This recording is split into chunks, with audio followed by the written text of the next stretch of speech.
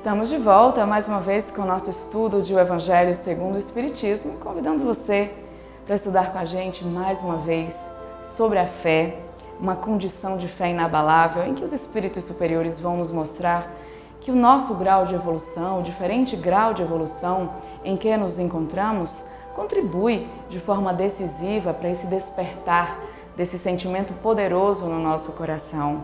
Mas, independente de cada etapa que vivenciamos, a fé já nasce nos nossos corações e vai depender, claro, do nosso empenho e do amor que existe no nosso coração para que ela faça o seu verdadeiro papel na nossa transformação moral. Disse vulgarmente que a fé não se prescreve, donde resulta alegar muita gente que não lhe cabe a culpa de não ter fé. Sem dúvida, a fé não se prescreve, nem, o que ainda é mais certo, se impõe. Não, ela se adquire, e ninguém há que esteja impedido de possuí-la, mesmo entre os mais refratários. Falamos das verdades espirituais básicas, e não de tal ou qual crença particular. Não é a fé que compete procurá-los.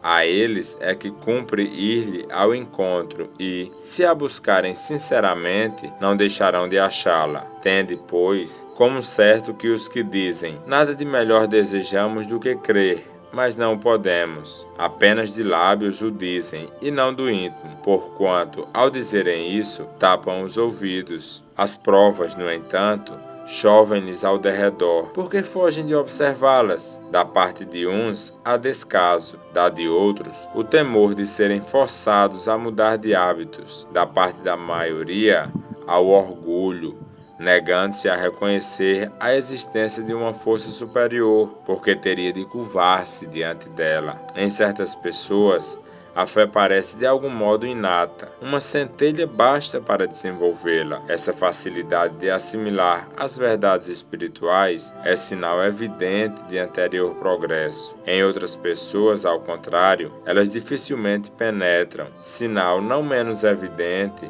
de naturezas retardatárias. As primeiras já creram e compreenderam, trazem, ao renascerem, a intuição do que souberam, estão com a educação feita. As segundas, tudo têm de aprender, estão com a educação por fazer. Ela, entretanto, se fará e, se não ficar concluída nessa existência, ficará em outra. A resistência do incrédulo, devemos convir, muitas vezes, provém menos dele do que da maneira por que lhe apresentaram as coisas. A fé necessita de uma base que é a inteligência perfeita daquilo em que se deve crer. E, para crer, não basta ver, é preciso, sobretudo, compreender. A fé cega já não é deste século, tanto assim que precisamente o dogma da fé cega é que produz hoje o maior número dos incrédulos, porque ela pretende impor-se, exigindo a abdicação de uma das mais preciosas prerrogativas do homem, o raciocínio e o livre-arbítrio. É principalmente contra essa fé que se levanta o incrédulo,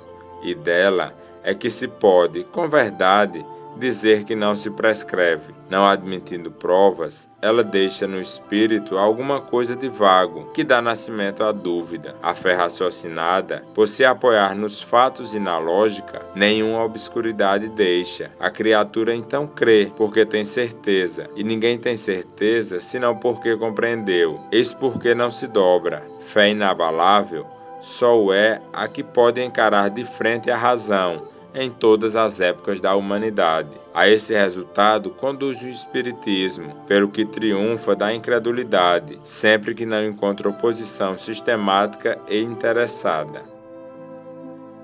A fé não é um presente, não é uma dádiva que nos cai dos céus. Ela é um exercício, ela deriva do nosso esforço diário, para alguns no sentido de adquiri-la, para outros na necessidade de intensificá-la, de fortalecê-la. Nós não buscamos essa fé cega, essa fé que briga com a razão, essa fé que proíbe o pensar, que proíbe o questionar, que proíbe o ir além. Infelizmente, essa fé afastou e ainda afasta muitos irmãos das religiões e da divindade. O Espiritismo vem nos trazer uma fé raciocinada, uma fé que nos incentiva, que nos instiga a desenvolver nossa capacidade crítica, nosso intelecto. Essa fé raciocinada é a fé que pode enfrentar a razão em todas as épocas da humanidade, frontalmente. Então, meus irmãos, que possamos fortalecer essa fé dentro de nós, que possamos dar esse salto no vazio da confiança em Deus, que é tão necessária. Afinal, quando o homem tem fé, ele torna-se inabalável.